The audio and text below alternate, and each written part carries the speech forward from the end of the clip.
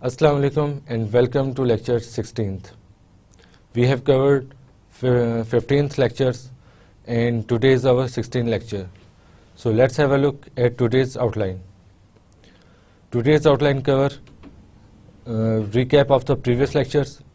So in cost of debt there are different types of debts that will be discussed under these topics. That will include tax on interest, that is an element of debt which is used in the calculation of weighted average cost of capital.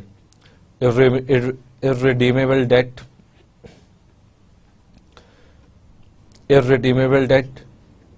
and then redeemable debt, convertible debt, and this topic also covers efficient market hypothesis. So what we have studied in our 15th lecture is about the cost of capital, and in cost of capital we have discussed cost of equity कि जब source of funding एक company में through equity हो यानी shares company ने issue किए हो तो उसमें कॉस्ट ऑफ इक्विटी किस तरह कैलकुलेट करने हैं और उस कॉस्ट ऑफ इक्विटी को यूज करते हुए मार्केट वैल्यू किस तरह डिटरमिन करनी है कंपनी की। तो जब weighted average cost of capital होता है जो कि हमने अपने 14th लेक्चर में डिस्कस किया था कि weighted average cost of capital में हर सोर्स ऑफ फंडिंग को आपने डिटरमिन करना होता है, उसका रेट ऑफ रिटर्न डिटरमिन करना होता है जो कि यूज होता है कैश फ्लोज के डिस्काउंटिंग में। तो इधर आपके सामने पिक्चर में elements of cost of capital आ रहा है जिसमें कॉस्ट ऑफ इक्विटी आ रहा है और दूसरी जो ब्रांच है उसकी कॉस्ट ऑफ डेट है। कॉस्ट ऑफ इक्विटी को हम डिटरमिन कर चुके हैं, डिस्कस कर चुके हैं अपने प्रीवियस लेक्चर्स में। अभी हम कॉस्ट ऑफ डेट पे को स्टार्ट कर रहे हैं। कॉस्ट ऑफ डेट में जैसे कि आपने पिछले लेक्चर्स में आपको याद होगा कि हमने ए से रिप्रेजेंट किया हुआ था कि कॉस्ट ऑफ डेट में काफ़ी एलिमेंट्स हैं और उसको हम फ्यूचर लेक्चर्स में डिस्कस करेंगे। तो यहाँ पे हमने ए मेंशन किया हुआ था कॉस्ट ऑफ डेट की ब्रांच के नीचे। अभी ए क्या है, ए के काफ़ी एलिमेंट्स हैं जो कि अभी हम यहाँ पे कवर करेंगे और उन पे वन बाय वन डिस्कशन करेंगे।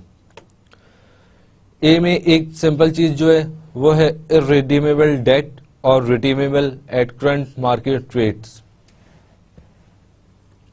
क्योंकि डेट की डिफरेंट टाइप्स हैं। डेट में जो कंपनी फंड लेती है थ्रू डेट फाइनेंसिंग वो इररिडीमेबल भी हो सकता है, रिडीमेबल भी हो सकता है, फिक्स्ड रेट डेट भी हो सकते हैं, कन्वर्टेबल डेट भी हो सकते हैं और रनिंग फाइनेंस भी हो सकती है। तो मुख्तलिफ सोर्स ऑफ फंडिंग हो सकते हैं through debt financing.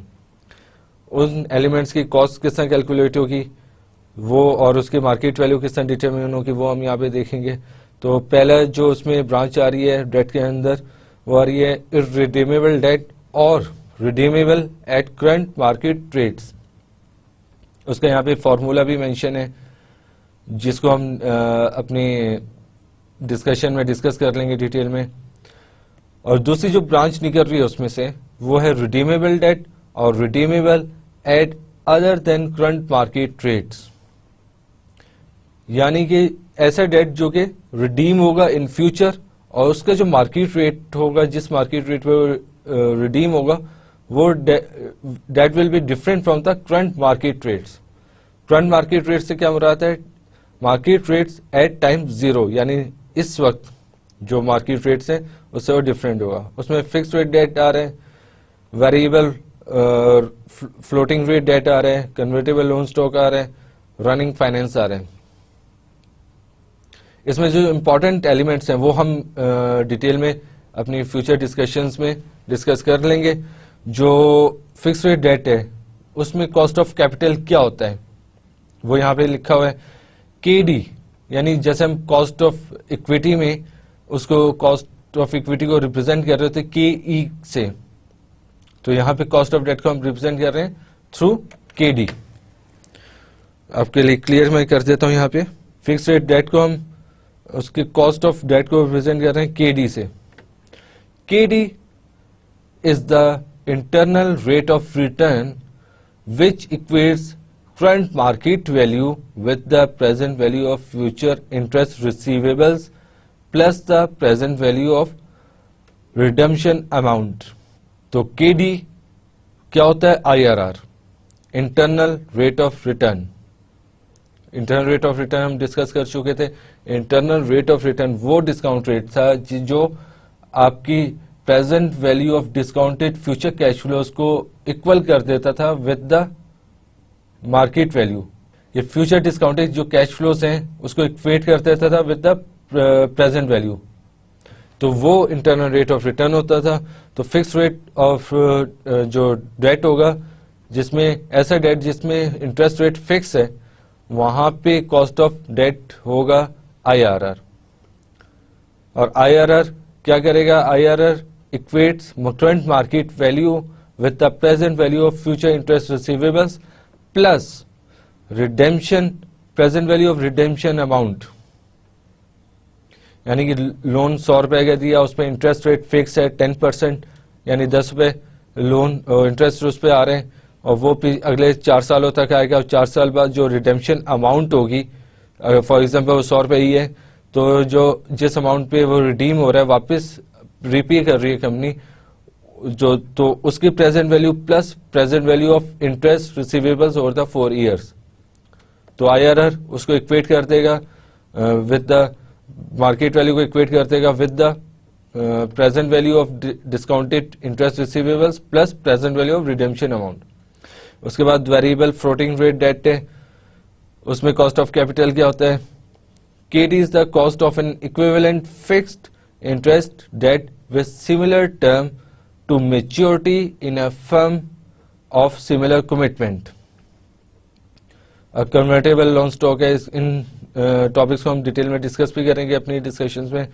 KD is the IRR which equates current dividend with the present value of future interest receivables and future conversion value। यहाँ पे डिविडेंड क्यों आया? ये इसलिए आया कि जो कन्वर्टेबल लोन स्टॉक है वो कन्वर्ट होगा after a specific time into shares.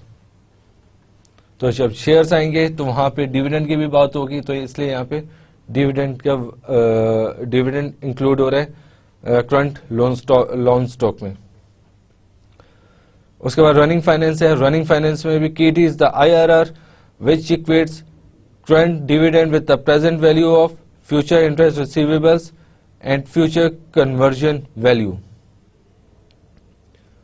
तो यहाँ पे हमने कुछ उसकी टाइप्स देख ली कि क्या क्या टाइप्स हैं डेट के अंदर, और उसमें कॉस्ट ऑफ कैपिटल क्या होता है उसकी एक समरी फॉर्म में देख ली। अभी हम उसकी डिटेल डिस्कशन शुरू करते हैं, और जो इम्पोर्टेंट टॉपिक्स हैं इसमें वो उसको हम डिटेल में गो थ्रू कर लेते हैं। इसमें सबसे पहले कॉस्ट ऑफ डेट को हम एक दफा डिटेल में देख लेते हैं, क्योंकि कॉस्ट ऑफ इक्विटी को हम देख चुके हैं, तो यहाँ पे कॉस्ट ऑफ डेट को एक गो थ्रू कर लेते हैं। When companies borrow funds from outside, हम कॉस्ट ऑफ डेट को यहाँ पे टर्म जो इसमें इंपॉर्टेंट एस्पेक्ट्स हैं उसको डिस्कस कर लेते हैं, क्योंकि पहले हम कॉस्ट ऑफ इक्विटी के इंपॉर्टेंट एस्पेक्ट्स डिस्कस कर चुके हैं।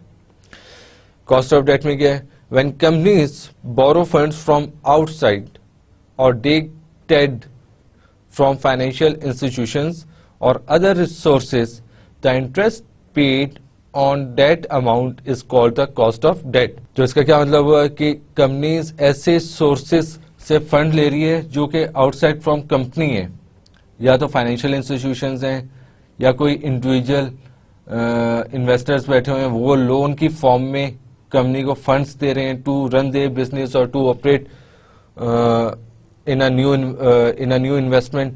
तो उस पे जो रिटर्न दे रही है कंपनी उन इन्वेस्टर्स को या लोन होल्डर्स को, डेट इज इंटरेस्ट, और उस इंटरेस्ट को हम बोलते हैं कॉस्ट ऑफ डेट।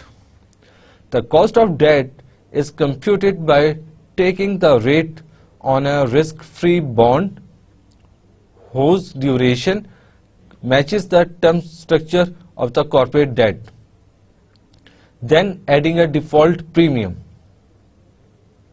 इसका क्या मतलब हुआ? Risk free rate of return अब हमने कवर किया है काफी डिटेल में इन आवर इंट्रोडक्टरी लेक्चर्स, जिसमें हमने ये सीखा था वहां पे कि risk free rate of return क्या होता है। Risk free rate of return वो रिटर्न होता है जो कि जिसमें रिस्क का एलिमेंट ना हो। रिस्क क्या था? रिस्क था इज अनवेरिएबिलिटी इन द रिटर्न, यानी जब इन्वेस्टर इन्वेस्ट करने जा रहा है और उसे पता हो कि जो रिटर्न्स उसे रिसीव होंगे उनमें वेरिएशन हो सकती है, अप एंड डाउन हो सकता है, तो वो क्या होता है? उसको हम रिस्क बोलते हैं। तो ऐसी इन्वेस्टमेंट जहां पे वेरिएशंस के चांसेस ना हो, that is called risk free rate of return.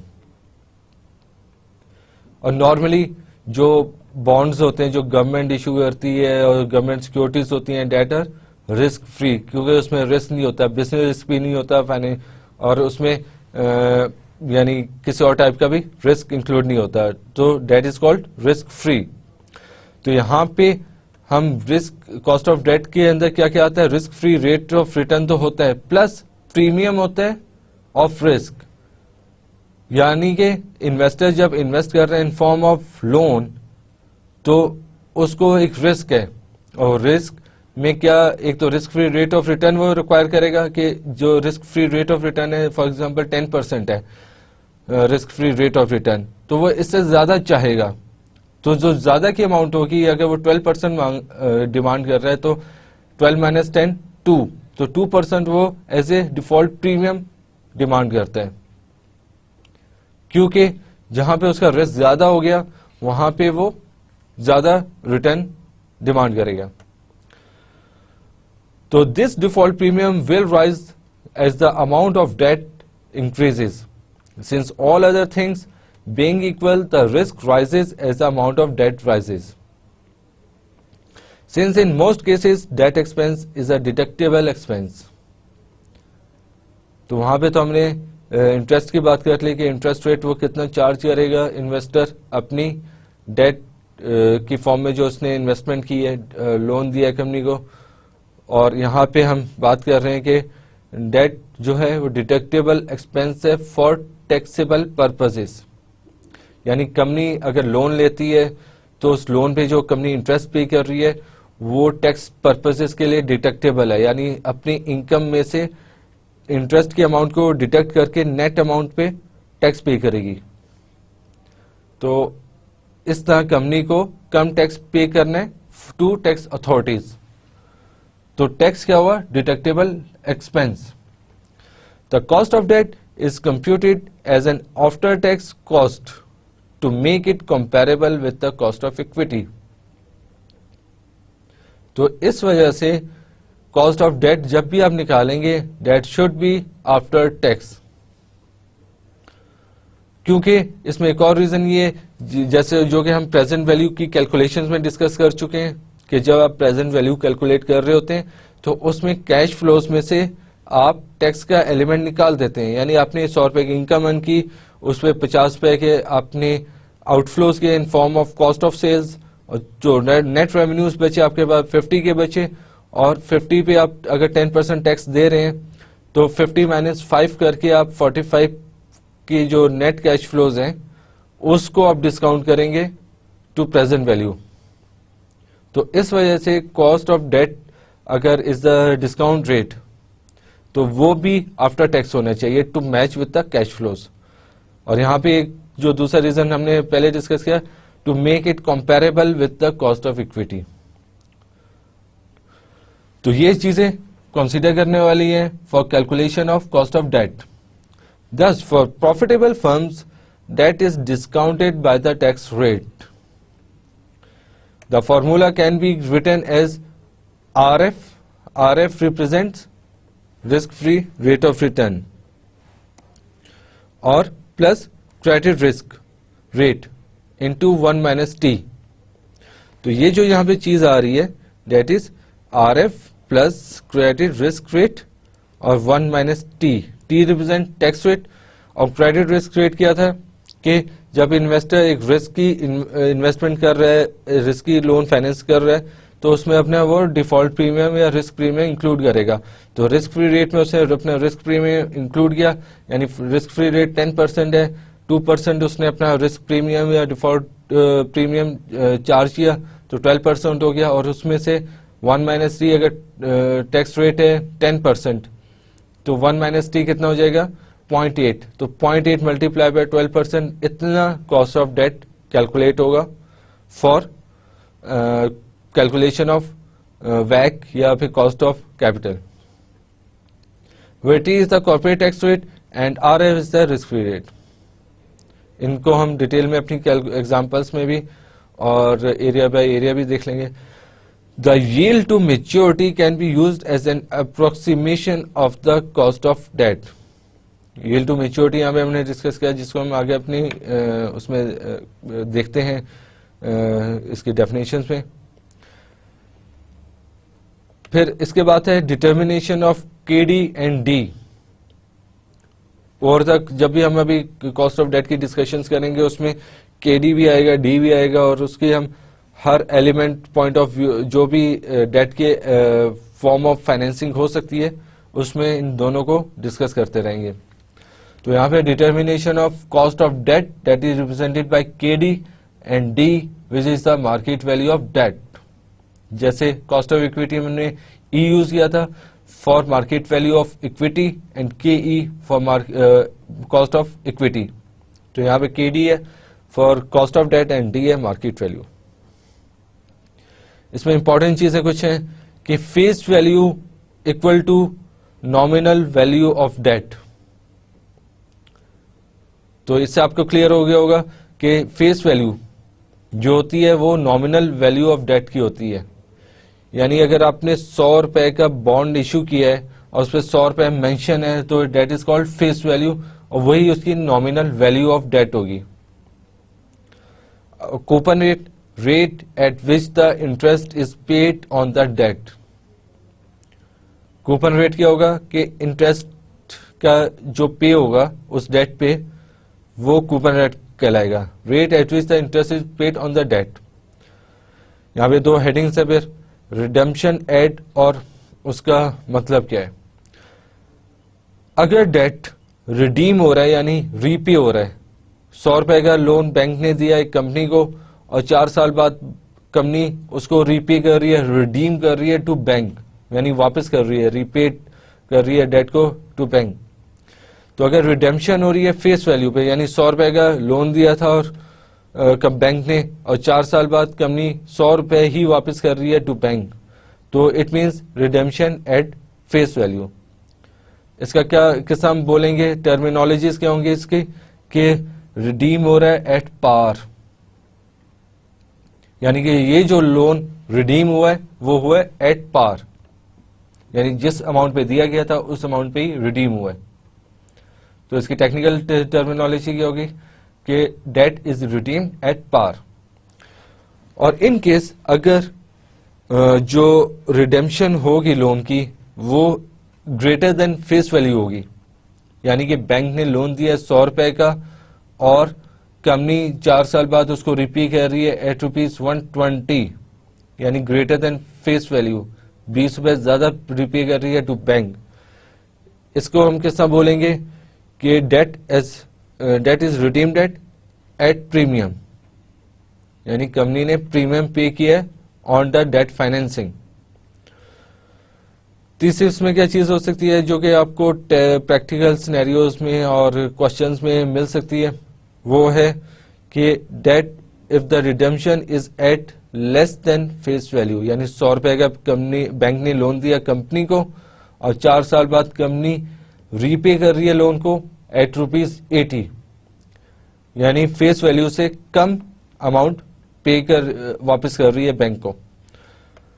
तो when the loan is redeemed at less than face value it can be called as के डेट रिपे हुआ है एट डिस्काउंट। तो ये वो टर्मिनोलॉजी थी जो प्रैक्टिकल सिनेरियो में या क्वेश्चंस में आपको मिल सकती हैं, उसकी अंडरस्टैंडिंग होना जरूरी है। तो यहाँ पे हमने इन टर्मिनोलॉजीज को देख लिया। और अभी आपको अगर प्रैक्टिकल सिनेरियो में फेस करने हो जाते हैं तो आप समझ जाएंगे कि इन टर्मिनोलॉजी चीज का क्या मतलब है, कि एट पावर हो रही है तो क्या मतलब है, एट प्रीमियम या एट डिस्काउंट हो रही है तो उसके क्या मीनिंग है, और उसको किस तरह टैकल करना है, क्योंकि ये कैलकुलेशंस में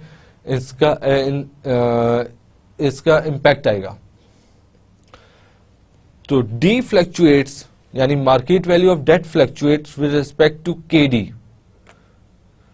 as market value of debt is the present value of debt cash flows discounted at KD, always pre-tax. Since the tax rate with respect to company and the investor will not be the same, therefore in order to compute a market value same for both the parties, a pre-tax KD is used. The only exception to using a pre-tax KD is determining D for an irredeemable debt. तो हमने यहाँ पे किस चीज को discuss किया कि जो मार्केट वैल्यू ऑफ डेट है वो फ्लक्चुएट होती है in relation to cost of the date.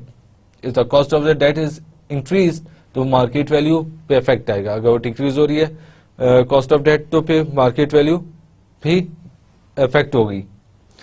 तो D fluctuate with respect to the KD as the market value क्या किस हम डिटरमिन करते हैं, market value of debt and market value of equity is the present value of discounted cash flows. और debt के case में जो future cash flows हैं वो किस फॉर्म में, इंटरेस्ट की फॉर्म में। तो D is the present value of debt cash flows discounted at K D, और यहाँ पे हम जो के डी का वर्ड यूज कर रहे हैं that is always pre tax. Pre tax क्यों हम यूज कर रहे हैं, क्योंकि जो टैक्स रेट है that will be different for investor and will be different in case of company. Company और इन्वेस्टर का टैक्स रेट डिफरेंट हो गए, तो अगर हमने एक इन्वेस्टमेंट का वैल्यूएट करने और उसमें आप रेट केडी यूज कर रहे हैं तो उसको प्री टैक्स केडी यूज कर लेंगे। लेकिन हम वन बाय वन जो भी फॉर्म ऑफ फाइनेंसिंग हो सकती है, इररिडीमेबल या रिडीमेबल, तो उसके केस में हम देख लेते हैं कि किस तरह हम यूज करते हैं केडी को, प्री टैक्स या पोस्ट टैक्स, और उसके क्या इम्प्लीकेशंस होती हैं। कॉस्ट ऑफ डेट में कुछ टर्मिनोलॉजी हम पीछे डिस्कस की, कुछ यहाँ पे हम डिस्कस कर लेते हैं। कूपन रेट हम देख चुके हैं। The coupon rate gives the gross rate of interest received by the debenture holders. यहाँ पे मुख्तलिफ टर्मिनोलॉजी अब के सामने आती रहेंगी, कभी डिबेंचर, कभी लोन, कभी इररिडीमेबल, कभी रिडीमेबल। तो ये टर्मिनोलॉजी इसमें डिफरेंट टाइप के आपके सामने वर्ड्स आते रहेंगे, लेकिन हमें मुराद है लोन की, कि लोन पे यानी जो भी फॉर्म आपके सामने आ जाए उसका में लोन उससे मुराद है। तो coupon rate, the coupon rate gives the gross rate of interest received by the debenture holders. The coupon rate is based on the nominal value of the debentures. ये हम पीछे डिस्कस कर चुके हैं। Face value slash nominal value भी हम discuss कर चुके हैं। Reference value used for calculation of coupon interest rate. और issue value, value at which debt slash security is initial issue to the borrower. यानी जो इशू प्राइस है या इशू कॉस्ट है वो डिफरेंट हो सकती है फेस वैल्यू और नॉमिनल वैल्यू से। वो एट पार पे यानी फेस वैल्यू अगर आपकी 100 रुपए है तो आप 80 रुपए भी इशू कर सकते हैं, यानी एट डिस्काउंट आप इशू कर रहे हैं। अगर 100 रुपए उसकी फेस वैल्यू और नॉमिनल वैल्यू आप 120 पे इशू कर रहे हैं तो आप उसको बोलेंगे एट प्रीमियम इशू हो रहा है। और अगर फेस वैल्यू 100 रुपए और इशू भी आप 100 रुपए भी कर रहे हैं तो इट मीन्स कि जो इशू कॉस्ट है उसकी, इशू जो प्राइस है वो है equal to face value. तो market value is normally quoted as the market value of a block of 100 pound nominal value.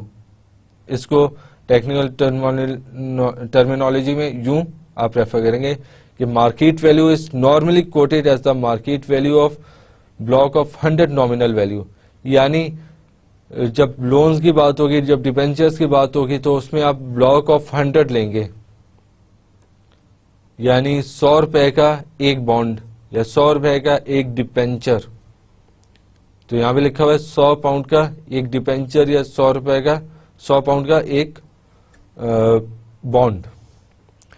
For example, 10% debentures quoted at £95 means that a £100 block is selling for £95 and annual interest is £10 per £100 block. तो इसमें आपके सामने सारी terminologies आ गई हैं. क्या क्या आपके सामने आया कि ये जो आप 95 पाउंड बोल रहे हैं, दैट इज ये 95 पाउंड जो है ये है इशू वैल्यू, और उनकी जो नॉमिनल वैल्यू या फेस वैल्यू है वो कितनी थी, 100 पाउंड. ये क्या है, फेस / नॉमिनल. तो ये फेस नॉमिनल वैल्यू कितनी थी, 100 पाउंड, और उसकी इश्यू वैल्यू कितनी है, 95 पाउंड. तो it means the debentures are issued at discount of 5 pound पर डिबेंचर, क्योंकि जो उसकी डिनोमिनेशन हमने रखी है वो क्या रखी है, $100, 100 रुपीज पर ब्लॉक. ब्लॉक का क्या मतलब है, पर डिबेंचर, यानी इससे कम का इशू नहीं हो सकता. अगर कोई खरीदने जाएगा तो उसे 100 का मिनिमम इन्वेस्टमेंट करनी होगी, क्योंकि क्वेश्चन में सिनेरियोज में आपके पास सामने ये आएगा, तो उससे आप मुराद लेंगे कि 100 डिबेंचर्स पे यानी 100 ब्लॉक के रुपीज या पाउंड पे आपको ये डिबेंचर रिप्रेजेंट या बॉन्ड रिप्रेजेंट कर रहे हैं. तो ये आपके सामने इशू वैल्यू आ गई, फेस वैल्यू, नॉमिनल वैल्यू आ गई, और इसमें इशू वैल्यू डिस्काउंटेड है क्योंकि फेस वैल्यू या नॉमिनल वैल्यू से कम पे इशू किया गया है. तो हम इसके क्या कहेंगे कि debenture issued at discounted amount of 5 pound. लेकिन जो उसका इंटरेस्ट है, कूपन रेट है, वो लिंक है with face value and nominal value, not with the issue value.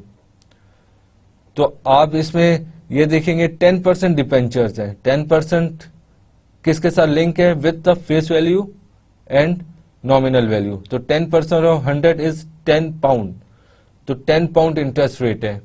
तो इससे आपको क्लियर हो गया होगा कि 10% जो कूपन रेट है, इंटरेस्ट रेट है, उसको आपको लिंक करना है विद द नॉमिनल और face value, not with the issue value.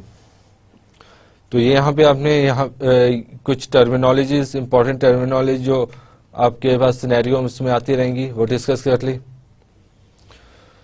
अभी इसमें रिडेम्पशन वैल्यू क्या होती है, वैल्यू और amount to be paid by the borrower to the holder. यानी हम पहले भी डिस्कस कर चुके हैं कि अगर जब रीपे होगा, कंपनी ने लोन लिया 100 रुपए का, 4 साल बाद जब उसको रीपे करने चाहिए, उसको हम क्या बोलेंगे, रिडीम हो रहा है, वापस हो रहा है. वैल्यू और amount to be paid by the borrower to the holder on maturity / redemption of the debt security. यानी मैच्योरिटी के वक्त जो अमाउंट रीपे हो रही है उसको हम रिडेम्पशन बोलेंगे. और ये रिपीट कर रहे हैं वो चीज, redemption, if redemption value is greater than face value, it means redemption at premium. If redemption value is less than face value, it means discount at premium. If redemption value equal to face value, then it means redemption at par. तो ये वो चीजें थी जो कि हम पीछे भी डिस्कस कर चुके हैं. यहाँ पे हमने उसको रिपीट कर लिया ताकि आपको क्लियर हो जाए और याद हो जाए. Now the market value at which the security can be actively traded in the market currently. जिस अमाउंट पे ये डिबेंचर या बॉन्ड ट्रेड हो सकता है मार्केट में, उसको हम मार्केट वैल्यू बोलेंगे. Purchase yield, rate at which when all future cash flows are discounted at the time of purchase of security, their present value equals the purchase price. ये वो rate होता है जबकि तमाम फ्यूचर कैश फ्लोज को अगर discount किया जाए तो इक्वल किसके हो जाएंगे, परचेज अमाउंट के. IRR when all cash flows are plotted against purchase value does not change. तो ये वो रेट है जब कैश फ्लोज, आपके फ्यूचर कैश फ्लोज जो हैं लोन इन्वेस्टमेंट से, डिबेंचर इन्वेस्टमेंट से या बॉन्ड इन्वेस्टमेंट से वो इक्वल हो जाएंगे। Are discounted at the time of purchase of security, their present value equals the purchase price. To it means ये आईआरआर वो रेट आईआरआर होगा परचेज यील्ड, जिसको हम यहाँ पे रिफ्लेक्ट कर रहे हैं। तो यहाँ पे हमने कुछ और टर्मिनोलॉजीज भी देख ली। अभी मार्केट यील्ड, जिसको हमने पहले भी बोला था, the rate at which all future cash flows are discounted, their present value equals the market value of debt. IRR when all cash flows are plotted against the market value. It changes when the securities are redeemed at par. तो market yield और purchase yield में फर्क basically ये है कि purchase yield में आप at time of purchase देखते हैं कि जो फ्यूचर कैश फ्लोज हैं वो आपके इक्वल हो गए हैं विद द मार्केट वैल्यू, और मार्केट यील्ड वो मार्केट वैल्यू है जो कि आपके फ्यूचर कैश फ्लोज को डिस्काउंट ऐसे रेट पे किया जाए कि वो इक्वल हो जाए आपके विद द मार्केट वैल्यू। तो मार्केट यील्ड और प्रेजेंट यील्ड दो रेट्स हैं जो इक्वल कर देते हैं फ्यूचर कैश फ्लोज को विद द परचेज अमाउंट और मार्केट वैल्यू, और ये नॉर्मली आईआरआर होता है जो कि इक्वल कर देता है फ्यूचर कैश फ्लोज को विद द प्रेजेंट वैल्यू या market value. If the return is greater than market rate, traded at premium, यानी जहां पे भी आपका रिटर्न, आपका redemption will be greater than the market value, it is traded at premium. If the return is less than the market rate, traded at discount. If the return is equal to the market rate, traded at par. तो जब redeem होंगे loan stock at par, तो वहां पे change हो जाएगा IRR आपका।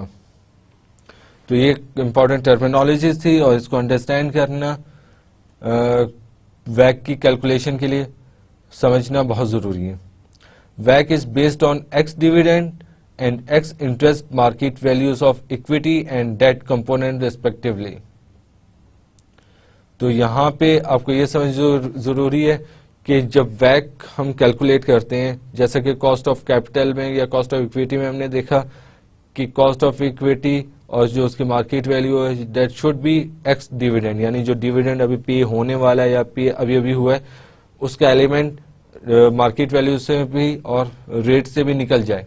तो इसी तरह इंटरेस्ट के केस में भी उसका एक्स इंटरेस्ट रेट होना चाहिए, यानी इंटरेस्ट जो अभी पे होने वाला है या पे हो चुका है वो उसका एलिमेंट इंटरेस्ट रेट या डिस्काउंट रेट में से निकल जाना चाहिए। तो इन रेट्स को हम यूज करेंगे फॉर कैलकुलेटिंग वैक, weighted average cost of capital. तो ये काफी इंपॉर्टेंट टॉपिक्स हैं जो जिसके अंडरस्टैंडिंग क्लियर होना जरूरी है before starting cost of debt. उसकी कैलकुलेशन करने से पहले इन टर्मिनोलॉजीज का क्लियर होना जरूरी है। अभी यहाँ पे एक और इम्पॉर्टेंट एस्पेक्ट हम देख लेते हैं कि कॉस्ट ऑफ जो डेट आप कैलकुलेट करने जा रहे हैं केडी, वो उस पर टैक्स का क्या इम्पैक्ट होता है। बेसिक तो हमने टच कर लिया अपनी पिछली स्लाइड्स में कि जब टैक्स आ जाएगा तो वो टैक्स का एलिमेंट उसमें से निकालना होगा, तो वो हमने वहां पे देख चुके थे, लेकिन यहाँ पे हम उसको डिटेल में देख लेते हैं कि टैक्स ऑन इंटरेस्ट किस तरह डील करेंगे। The cost of capital for companies recognizes that interest costs are an allowable expense for tax purposes, and the cost of debt capital to a company should allow for the tax relief that companies receive on interest payments, reducing their tax payments. The cost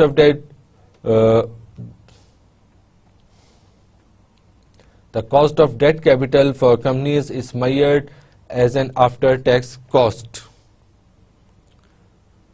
यहाँ पे जो interest paid company tax पे, यहाँ पे companies को जो tax relief मिल रहा है ऑन टैक्स इंटरेस्ट पेमेंट्स, वो उसका भी रिफ्लेक्शन होनी चाहिए इन टैक्स इन यहाँ पे जो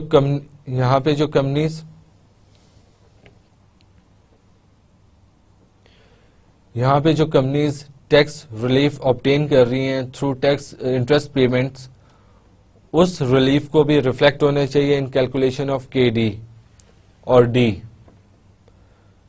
तो जब कंपनी ऑब्टेन कर रही है टैक्स रिलीफ को, तो इनको हमने after tax cost of debt निकालना है और आफ्टर टैक्स कैश फ्लोज को कैलकुलेट करके उसको यूज करना है market value of debt calculate करने के लिए और कॉस्ट ऑफ डेट कैलकुलेट करने के लिए। यहाँ पे एक एग्जांपल देख लेते हैं कि प्री टैक्स और after tax cost of debt किस तरह होते हैं, कैलकुलेशन में क्या इम्पैक्ट आता है उसका।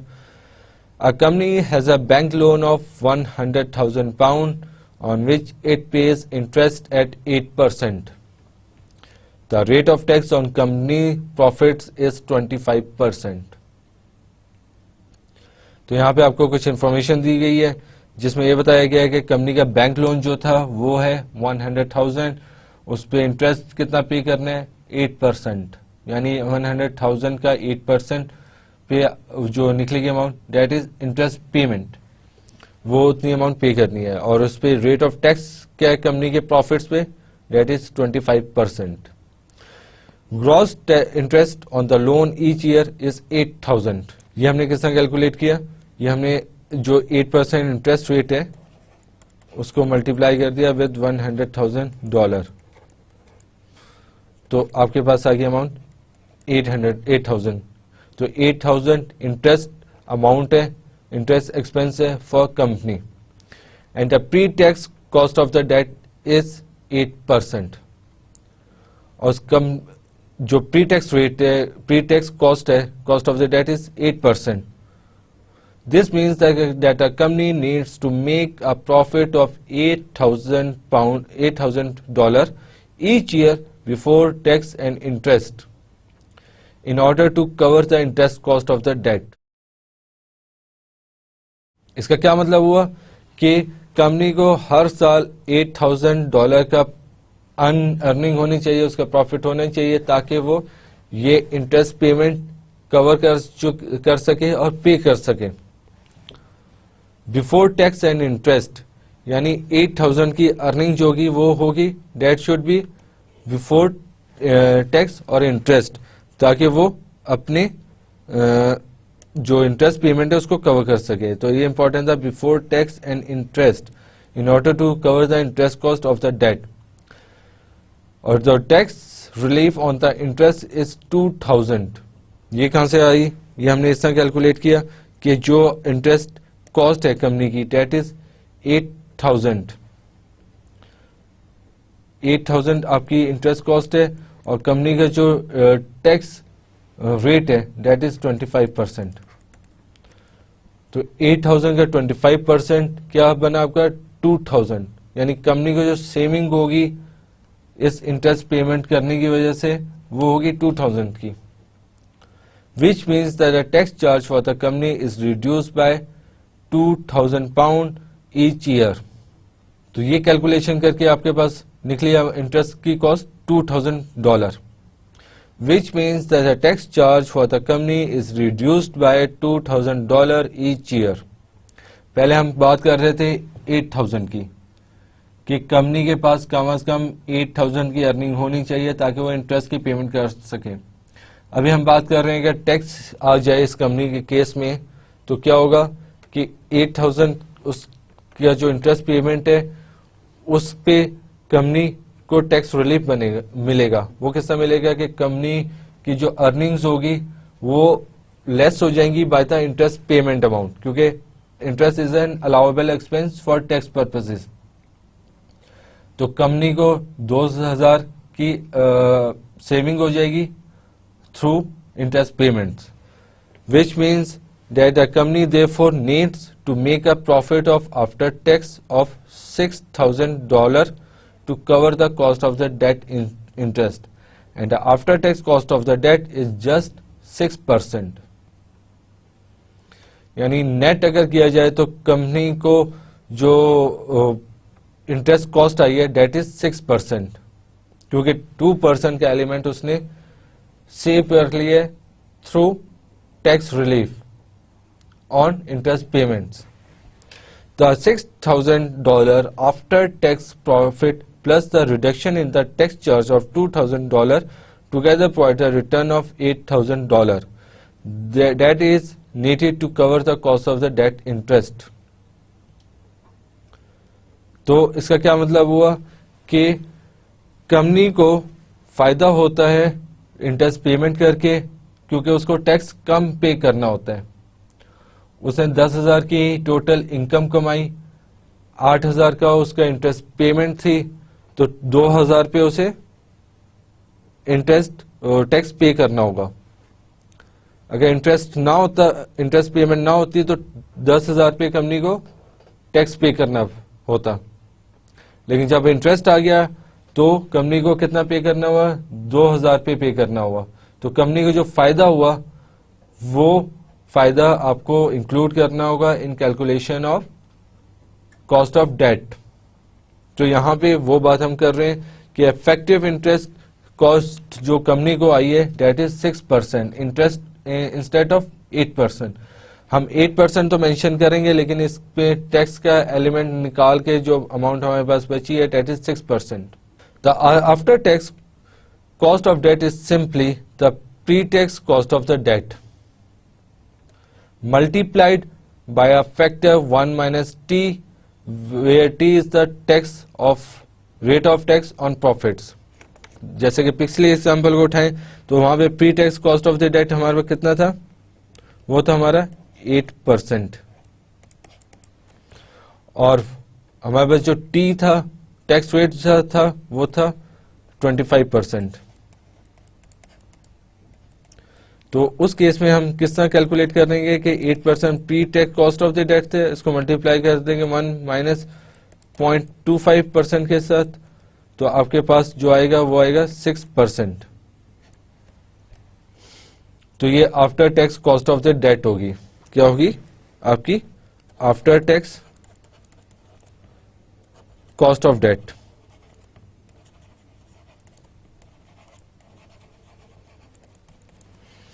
The after-tax KD of an irredeemable debt can be computed by multiplying the pre-tax KD with 1 minus T।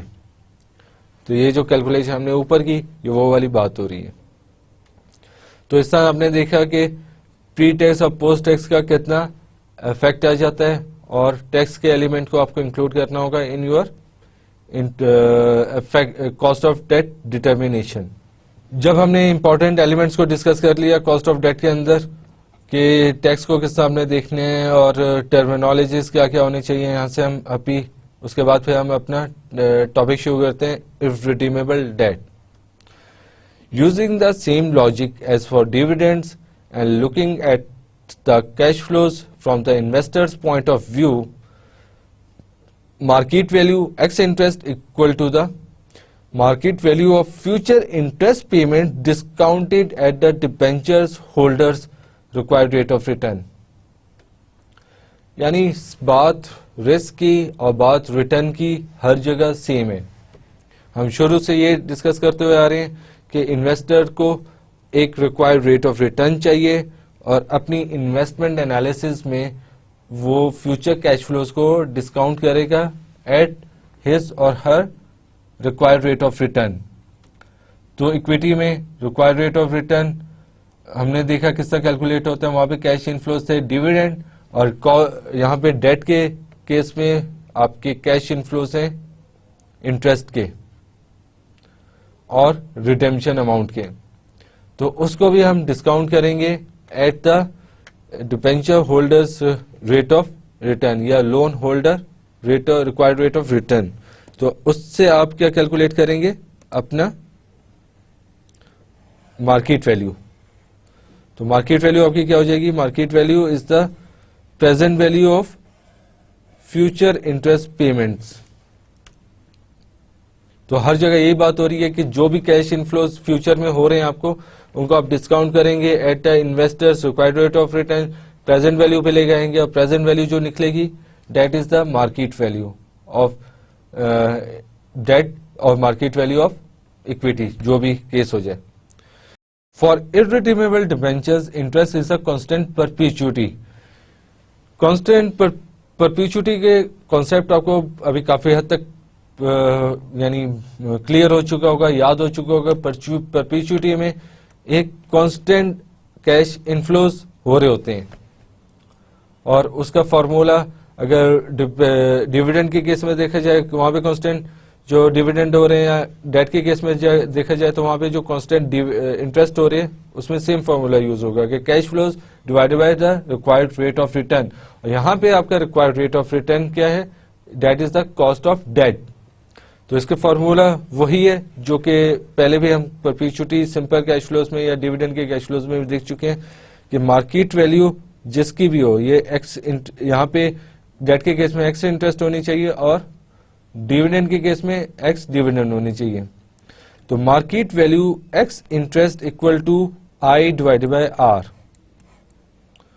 तो यहां से आप इररिडीमेबल डिबेंचर्स की मार्केट वैल्यू इस तरह डिटरमिन कर सकते हैं। इसमें आई क्या रिफ्लेक्ट कर रहे हैं, annual interest rate. R is the return required by the debenture holder. और अगर इस फॉर्मूले को रीअरेंज कर दिया जाए तो आप return required by the debenture holder भी निकाल सकते हैं। वो किस तरह निकालेंगे कि R equal to I divided by market value ex interest is the, और इसी को हम इंटरेस्ट यील्ड भी बोलते हैं। तो इस तरह रीअरेंज करके आप मार्केट वैल्यू भी डिटरमिन कर सकते हैं और इंटरेस्ट रेट या इंटरेस्ट यील्ड या कॉस्ट ऑफ डेट भी कैलकुलेट कर सकते हैं। तो इररिडीमेबल डिबेंचर्स के केस में इस तरह आप कैलकुलेशन करेंगे और मार्केट वैल्यू या कॉस्ट ऑफ डेट डिटरमिन कर लेंगे। The company gets tax relief on the debenture interest it pays which reduces the cost of debentures to the company। यहाँ पे वही वाली बात हो रही है कि कंपनी जब इंटरेस्ट पे कर रही है तो उस इंटरेस्ट पेमेंट पे कंपनी को टैक्स रिलीफ मिल रहा है, यानी कंपनी के टैक्स पेमेंट्स कम हो रही हैं। तो उस रिलीफ को हम इंक्लूड करेंगे in cost of debt calculation. उसमें एक एग्जांपल देख लेते हैं कि आपके पास इररिडीमेबल डिबेंचर्स हैं, उसमें कुछ कैश फ्लोज हो रहे हैं, कंपनी के प्रॉफिट अर्न हो रहे हैं 100 पाउंड। कंपनी कितने अर्न कर रही है प्रॉफिट्स को, 100 पाउंड एक साल में, और उसमें अगर डेट इंटरेस्ट आ रहा है तो 10 पाउंड का आ रहा है, और उसके बाद जो प्रॉफिट्स अवेलेबल टू टैक्स हैं वो हैं पहले केस में 90 और दूसरे केस में कोई इंटरेस्ट नहीं है। यानी इस जो सेकंड सिनेरियो यहां पे आपके सामने आ रहे हैं, यानी जो सेकंड सिनेरियो आपके सामने आ रहे हैं ये वाला, इसमें इंटरेस्ट कोई भी नहीं है, यानी कंपनी ने कोई लोन नहीं लिया हुआ। तो यहाँ पे जो प्रॉफिट्स अवेलेबल हैं वो 100 है।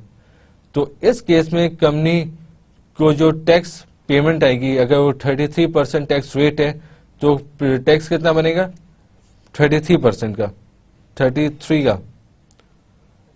और पहले सिनेरियो में जो टैक्स पेमेंट बनेगी कंपनी की वो कितनी बनेगी 29.70 पाउंड। जो दोनों में फर्क आ गया, यहाँ पहले केस में कंपनी को जो टैक्स पेमेंट बन रही है डेट इज 29.70 और दूसरे केस में जो टैक्स पेमेंट बन रही है डेट इज 33। तो दोनों में 3.30 का डिफरेंस आ गया। Therefore effective cost of debt क्या हो जाएगा कि जो आपने 10 के पाउंड की इंटरेस्ट पेमेंट की है उसमें से लेस करेंगे जो सेव कर सकते हैं थ्रू टैक्स रिलीफ। तो 10 में से 3.3 आप माइनस करेंगे, जो आपके पास बचा है 6.70, that is effective cost of debt. तो जहां पे भी डेट की बात होगी वहां पे आपको effective cost of debt determine करना होगा। Effective cost of debt is post tax rate, यानी टैक्स का इफेक्ट निकाल के वो आपको जो रेट मिलेगा that would be effective cost of debt, and cost of debt, this cost of debt will be used in weighted average cost of capital working। तो यहाँ पे हमने टैक्स की डिटेल में इम्पैक्ट देख लिया कि अगर टैक्स का एलिमेंट आ जाए तो उसको किस तरह टैकल करना होगा, उसको किस तरह कैलकुलेट करना होगा। अनलेस टोल्ड अदरवाइज, यानी अगर सिनेरियो में या क्वेश्चंस में आपको कुछ और बताया जाए Unless told otherwise, we assume that tax relief is instant. In practice, there will be minimum time lag of 9 months. The expression for market value then becomes, तो इस सिनेरियो में क्या होगा, market value ex dividend ex interest equal to interest net of corporation tax divide by KD. तो जो formula हमने पीछे discuss किया था रिडीमेबल डिबेंचर्स में, तो उसमें नेट इंटरेस्ट को हम क्या करते हैं, नेट ऑफ कॉर्पोरेशन टैक्स, और उसको किस तरह प्रेजेंट करेंगे ये हम पहले भी डिस्कस कर चुके हैं, इंटरेस्ट इनटू 1 माइनस टीसी, यानी कॉर्पोरेशन टैक्स रेट जो है उससे, या टैक्स रेट जो भी है उससे आप नेट कर देंगे। तो टीसी अब किसको कह रहे हैं, कॉर्पोरेशन टैक्स रेट, और केडी किसको कह रहे हैं, cost of debentures to the company, या कोई भी लोन हो तो उसको हम केडी से रिप्रेजेंट करते हैं। अगर इसको रीअरेंज कर दिया जाए तो आप कॉस्ट ऑफ डेट कैलकुलेट कर सकते हैं। तो इस एक फॉर्मूले से ही आपको मार्केट वैल्यू भी डिटरमिन करनी होगी ऑफ डेट, और इसी तरह आप इस फॉर्मूले को रीअरेंज करके कॉस्ट ऑफ डेट भी या कॉस्ट ऑफ रिडीमेबल डेट भी कैलकुलेट कर सकते हैं। तो यहाँ पे आपके पास कॉस्ट ऑफ डेट आ रहा है, उसका फॉर्मूला आ रहा है, यहाँ पे आपके पास मार्केट वैल्यू आ रही है। तो इस तरह आप कैलकुलेट करेंगे अपनी market value of irredeemable debt and cost of irredeemable debt. Note that if debts is irredeemable, then cost of debt to the company also known as post-tax cost of debt. Note that if debt is irredeemable, then cost of debt to the company also known as post-tax cost of debt, which is equal to return required by the debenture holder multiplied by 1 minus corporation tax rate. ये क्यों कहा गया, क्योंकि जो debenture holders को जो return मिलेगा उसमें से कॉर्पोरेशन टैक्स का इम्पैक्ट निकाला जा चुका है। तो इसको हम जो हमने बात पीछे डिस्कस की थी उसको हम यहाँ पे इस तरह प्रेजेंट कर रहे हैं।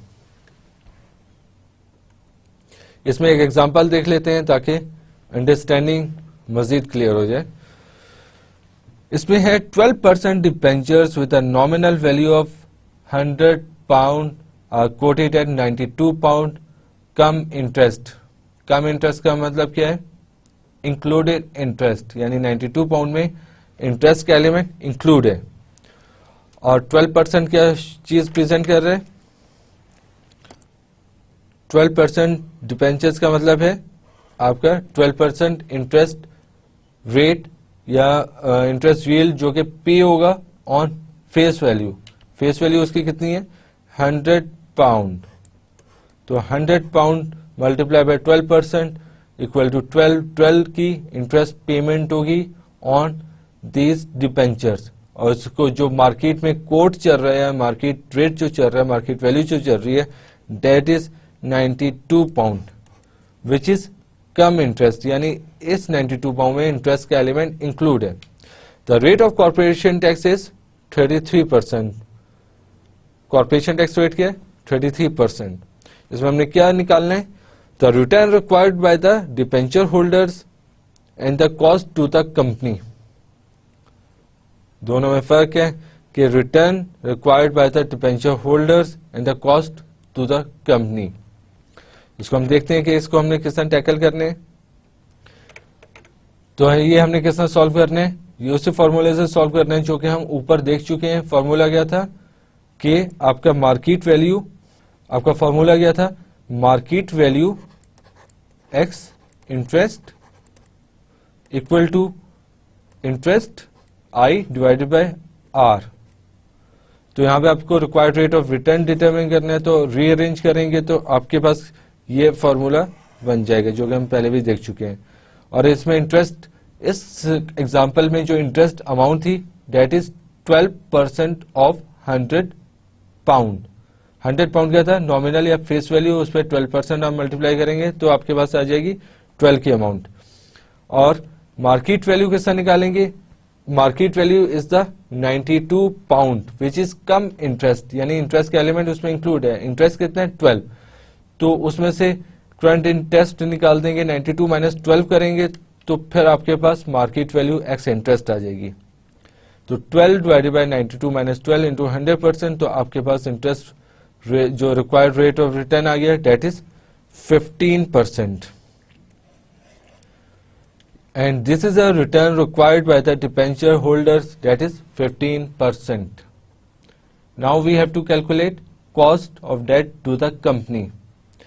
Cost of the debt to the company किससे निकालेंगे कि इसमें से हम जो कॉर्पोरेशन टैक्स का जो टैक्स रिलीफ कंपनी ऑब्टेन करेगी वो हम इसमें से एक्सक्लूड कर देंगे. वो किस तरह करेंगे, उस फॉर्मूले से करेंगे जो आपके सामने आ रहा है, K D equal to interest 1 minus T C divided by market value ex interest. तो आपके पास क्या आया, cost of the debt to the company is 10.05%. तो यहां पे आपने देखा कि जो return required by the debenture holders are debt is 15%, और जो cost of debt at to the company is 10.05%. और जो कि हमने बात ऊपर डिस्कस की थी कि post tax cost of the debt is the cost of the debt to the company, debt is 15% equal to the, ये किस चीज के इक्वल है, is equal to the required rate of return by the debenture holder, debt is 15% into 1 minus 33%, जो कि उस company का interest tax rate है. तो इट बिकम्स इक्वल टू 10.05%.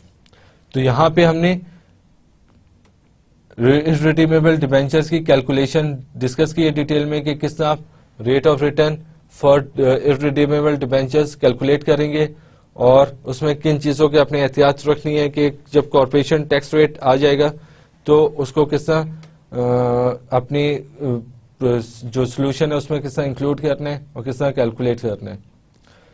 आज के लेक्चर को हम इस वक्त यहाँ पे खत्म करते हैं और नेक्स्ट लेक्चर में कॉस्ट ऑफ डेट को ही कंटिन्यू करेंगे. कॉस्ट ऑफ डेट में हम रिडीमेबल डिबेंचर का लेके आएंगे और वहां से हम अपना शुरू करेंगे.